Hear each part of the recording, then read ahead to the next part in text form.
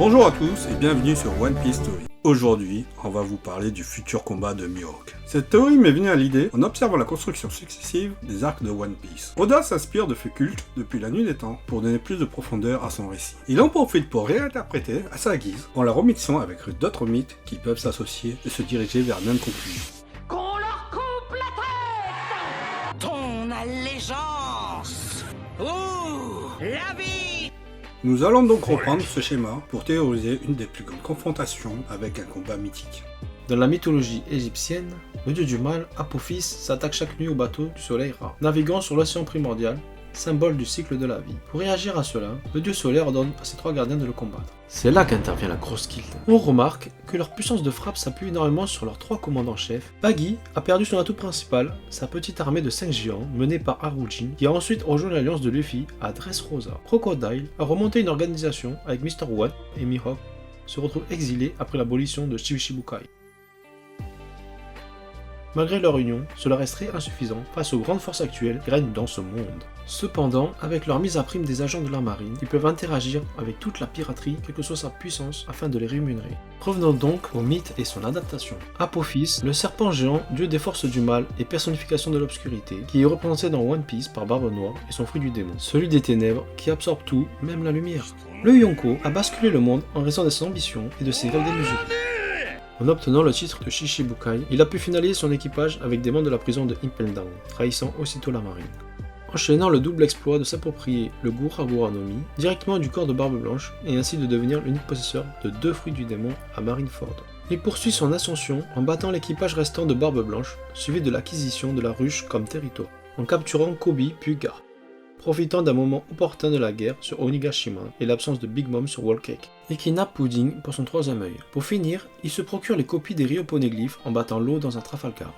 Nos 3 défenseurs divins sont joués par la Cross Guild. Baggy serait Seth, le dieu de la confusion et du désordre, frère d'Osiris. Tué à la jalousie fraternelle, Seth réduira son homologue en petits morceaux sur la représentation du pouvoir du fruit de la fragmentation. Oda s'amuserait à intervertir l'histoire de ses 2 frères divins avec Shanks, qui a fait ingurgiter le Bara no Mi à Baggy le clown. Ce dernier a toujours réussi à nous surprendre malgré sa grosse imposture en se présentant d'égal à égal avec Barbe Blanche, alors qu'il était qu'un simple matelot de l'Oro Jackson. Il a su être opportuniste à chaque situation comme à Marineford, créant ainsi son équipage d'anciens détenus d'Impel Down, récompensé d'une nomination de Shichibukai et finalement s'octroyer le leadership de la Cross Guild à cause d'une affiche le mettant plus en valeur. Dans l'euphorie de sa réussite, il ambitionne de trouver le One Piece avec ses 2 compères, déconcertés.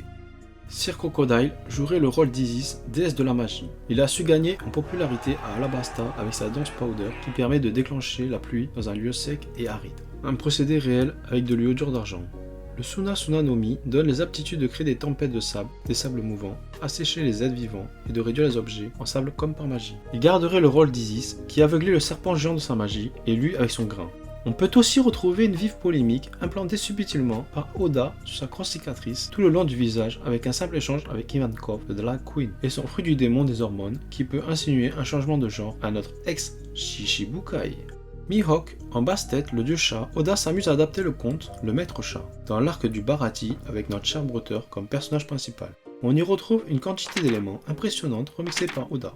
Le chat beauté qui décide de rendre son maître à devenir un prince et riche, alors que c'était un simple paysan, perdu et démuni, à la différence de ses 2 frères qui ont hérité d'un moulin et d'un âne pour labourer la terre.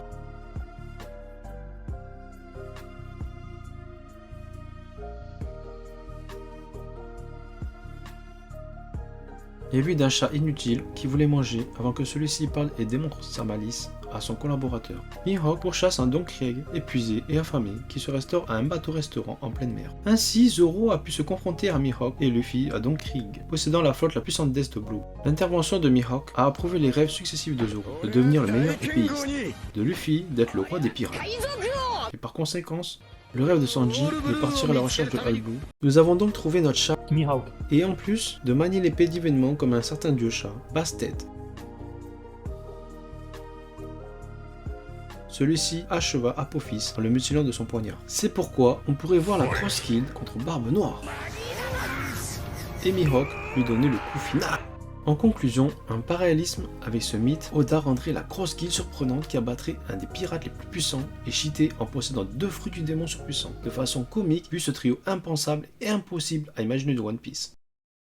est de rendre crédible une supercherie et de nous le raconter. Merci et à de suite. Ne peut y avoir qu'une seule vérité.